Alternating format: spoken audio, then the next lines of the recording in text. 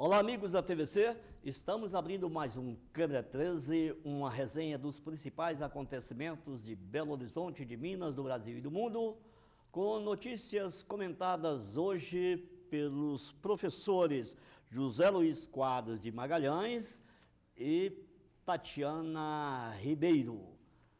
Vamos aos destaques das notícias dos principais jornais que circulam hoje.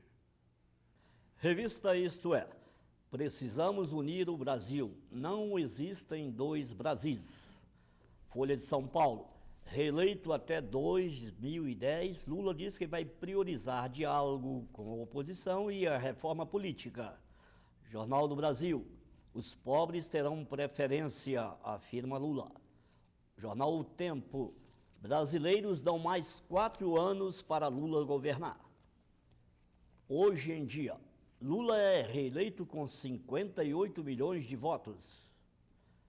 El Diário da Bolívia, presidente Lula reelegido para um segundo mandato.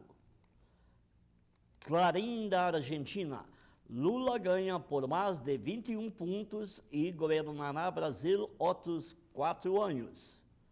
Estas são as notícias em destaque de hoje que serão comentadas por Tatiana Ribeiro e José Luiz Quadros de Magalhães.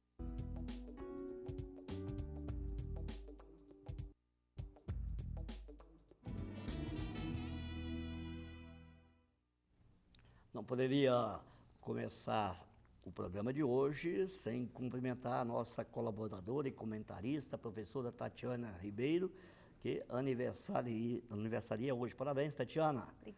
Obrigada. E em razão desta feliz data, estão aqui abrilhantando os nossos estúdios, nada menos do que os pais da Tatiana, Dr. Salatiel, juiz aposentado de Rondônia, e sua esposa, Dona Miridã. É um prazer recebê-los aqui em nossos estúdios, numa data tão feliz como esta.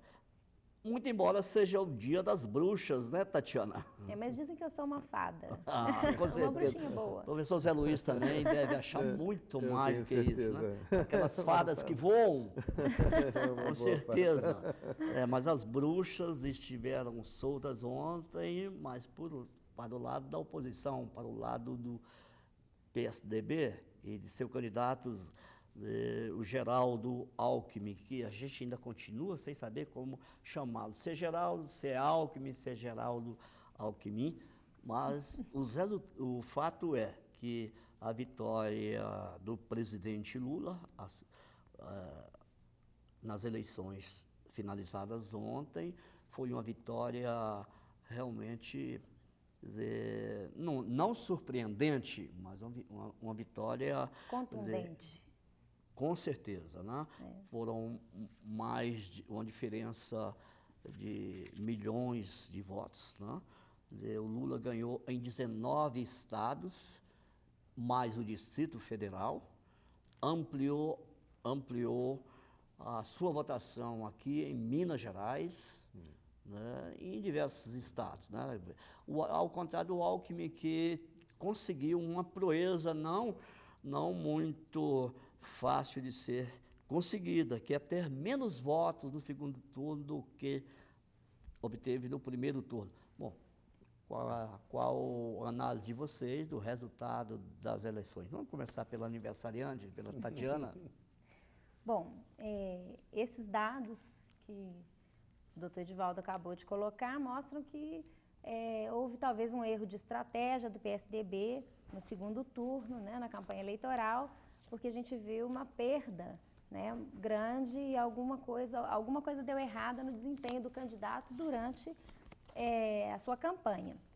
Mas eu estou muito otimista com esse quadro que vem se firmando agora, especialmente porque com o PT fazendo o governo federal e o PSDB tendo os 2 principais estados do Brasil, que é o estado de São Paulo e o estado de Minas Gerais, eu acho que é uma oportunidade da gente amadurecer a democracia brasileira, né, buscando uma maior cooperação intergovernamental, um diálogo mais aberto e mais produtivo entre os partidos, entre a oposição e a situação. E acho que esse quadro que se formou em 2006, com as eleições de 2006, é bem favorável, bem propício a uma mudança realmente no nosso modelo democrático. Mas antes vejamos aí, na visão do professor Zé Luiz, o resultado das eleições. Você anotou aí alguma coisa, algum dado que seja interessante ser examinado? Não, doutor Edivaldo, eu acho que essas eleições mostram um amadurecimento grande do eleitorado brasileiro, né? Eu acho que o primeiro dado importante que mostra o aumento da qualidade do eleitorado foi a expulsão das oligarquias do Nordeste. O Antônio Carlos Magalhães perdeu a eleição na Bahia. No primeiro turno? No primeiro turno, o candidato dele perdeu para governador, o candidato para o Senado também perdeu. E ontem nós vimos a derrota do José Sarney, da Rosiana Sarney, candidata ao governo do Maranhão. E a família Sarney, ela domina a política do Maranhão desde 1966. Mesmo com essa derrota, mesmo com o apoio do Lula, mesmo que esteve lá várias vezes. Mas o outro candidato, o Jackson Lago, que é do PDT, ele apoiava o Lula. Quer dizer, é interessante que o Lula teve apoio no Maranhão dos dois candidatos. Lideranças petistas apoiavam o Lago. Apoiavam o Jackson Lago. E por questões políticas, de apoio do PMDB, do Sarney no PMDB, e a Rosiana, ela perdeu um pouco o apoio do PFL, porque ela apoiou o Lula e o PFL radicalmente contra o Lula, né? Ela pode ter perdido força. Mas, enfim, a gente tem um recado das urnas muito importante do eleitorado brasileiro. Houve um crescimento ligeiro das esquerdas. O PFL foi o grande derrotado dessa eleição, fez apenas um governo, que foi o governo do Distrito Federal, né, perdeu em todos os outros estados, diminuiu bastante a sua bancada de deputados, né, enquanto o PMDB sai como vitorioso, uma expressiva vitória, né, foram 7 estados que o PMDB venceu, enquanto o PSDB venceu em 6 estados e o PT venceu em 5 estados, mais o governo federal. Então a gente sai com uma democracia amadurecida, bem equilibrada, você tem um partido de centro, o PMDB ainda não perdeu muito aquela sua característica de frente política, né? Porque ele tem um PMDB de esquerda, um PMDB de direita, mas fica um partido centrista, o PMDB. E fez 90 deputados federais. Né? Um partido de esquerda que sai fortalecido, que é o PT, com 5 estados e mais o governo federal, e o PSDB, como é um partido de centro-direita, um centro-direita democrática, que também está fortalecido, porque tem Minas Gerais, Rio Grande do Sul e São Paulo. Oligarquias, Tatiana, realmente o professor Zé Luiz lembrou bem, estão caindo, né? Caiu no primeiro turno a oligarquia do ACM na Bahia, agora a do Sarney. Houve outras também, até do próprio PT, se nós pudermos considerar que o Olívio Dutra é quase uma oligarquia, lá no Rio Grande do Sul, é quase uma oligarquia petista, embora PT tenha sido... O Tasso Genro, no Ceará. O Tasso Genro. Não, desculpa, Tasso Gereissati. Tasso Gereissati. Eu também sempre toco o nome do... Tasso Genro, PT, pô. Tasso Gereissati perdeu a eleição, né, já tinha perdido a eleição para Fortaleza 2 anos atrás e agora perdeu a eleição o Rio. no Ceará. Mais novo, não pode considerar uma oligarquia, mas o garotinho, né? Acho que dá para lá de Marrequete. Também. Atrapalhou foi os para o planos. espaço. Surge novas lideranças, o Sérgio Cabral, com aquela votação. E o Sérgio Cabral deu umas declarações interessantes, né?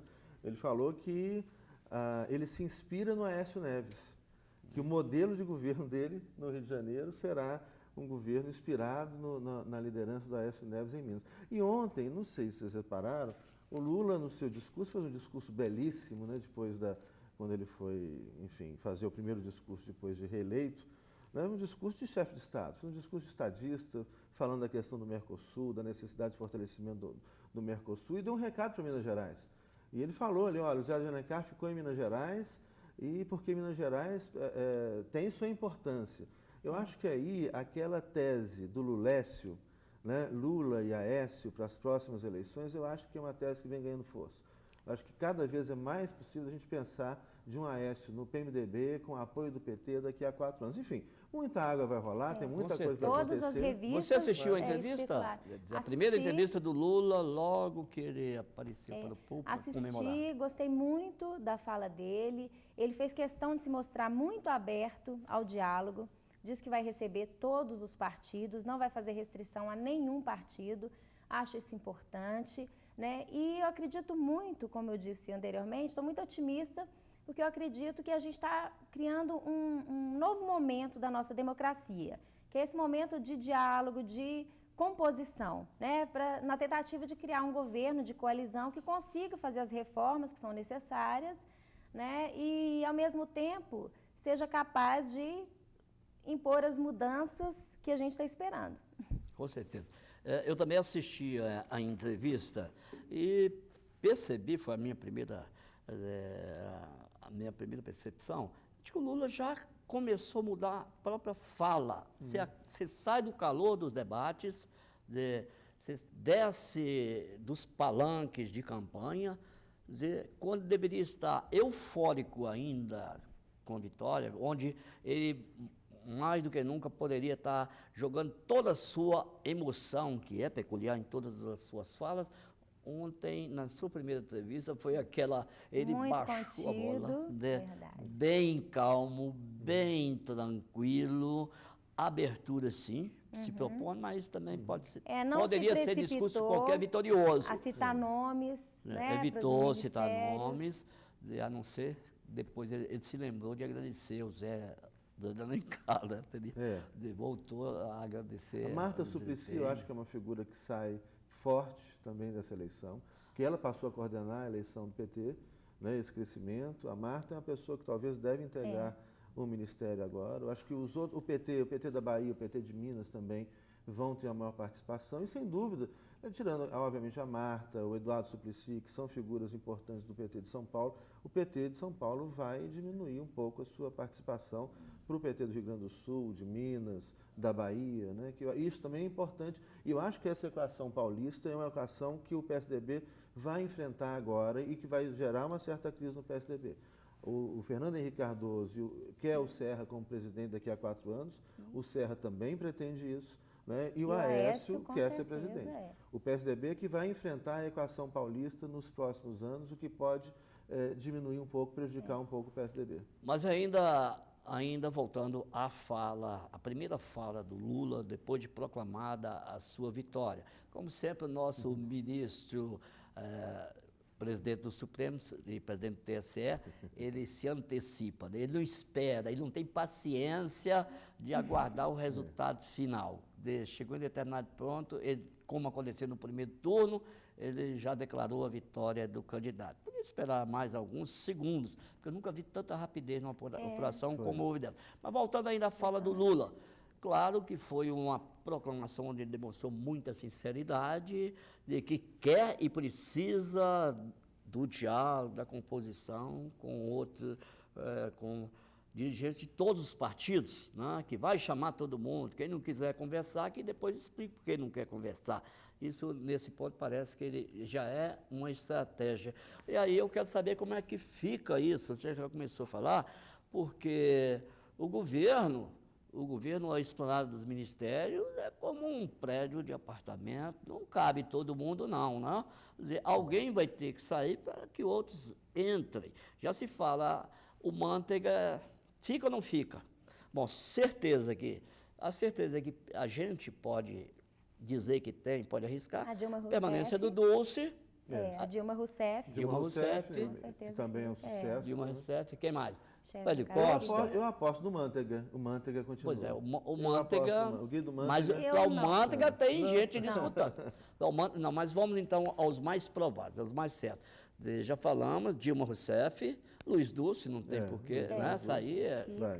E, aliás, até comemorou quando o presidente Lula falou sobre Minas Gerais, a importância do Estado, ele estava lá atrás e vibrou. Rindo à toa. Aliás, ele faz aquele tipo que faz engraçadinho e recolhido do Dulce, que certo dia me disse que o Lula é um cara indisciplinado na hora da apresentação. Realmente ele demonstrou isso ontem, quando ele chamou, não estava previsto, ele quebrou logo o protocolo. Entrevista coletiva é depois, mas para mostrar que agora eu vou ser um pouco diferente com a imprensa, então vocês podem fazer perguntas. Aliás, ele não respondeu a uma pergunta e que era realmente a pergunta que eu gostaria de saber. Foi a última pergunta feita a ele, né, quando o repórter perguntou o que ele acha que quais foram os erros cometidos no primeiro mandato. E ele muito sabiamente Saiu de fininho. E eu realmente, é uma curiosidade, né? Saber o que ele considera como um erro do governo no primeiro mandato, mas sem dúvida, ele até pela postura mostra um amadurecimento com poder mesmo, né? Se ele não sabe quais são os erros, nós podemos. A gente ajuda. Alguns nós a lembrar. sabemos. Alguns nós. Bom, mas então como é que fica? A partir desse manifesto de abertura, essa disposição dele, temos uns ministros mais ou menos tranquilos aí. Mas será que caberia? Patrus continua certamente. Com certeza? Com certeza. Não foi mencionado o nome dele nos jornais, mas é claro. Eu não vi ontem lá. Não justifica uma saída de um o Patrus é uma unanimidade, optou, né? Ele podia ter saído ao Senado aqui, até ao governo. O Patrus optou por continuar no Ministério, está fazendo uma excelente gestão no Ministério. Eu acho que o Patrus também é um outro nome certo. Mas e teria lugar para a Rosiana Sarney? Para onde que ela vai? Ela pode ir para a fazenda do pai dela. Eu também acho. Não vai fazer isso, não. Daqui a pouco tem gente aqui de Rondônia. Primeiro. Vou recomendar. Melhor do que para fazer do seu pai, vai para Rondônia. Ela primeiro vai ter que resolver beleza. o problema com o partido dela, porque certamente ela vai sofrer Ela deve ir represálias. para o PMDB. E ela é senadora, ela vai ser uma liderança no Senado. Olha, eu acho que a Rosiana é uma liderança no Senado importante. Esquecendo agora que ela não ainda ministério, é senadora. Agora tem um grande erro das pesquisas, uma das falhas das pesquisas, né? Nesse segundo turno, a Rosiana Sarney era considerada, ia ganhar no primeiro turno. Foram Estava na duas surpresas, justamente no espaço das oligarquias. Eu comentei isso na semana passada, né? Quando o Jacques Wagner foi perguntado sobre as pesquisas, né? O repórter perguntou se ele acreditava nas pesquisas, porque ele, segundo as pesquisas, nem haveria um segundo turno.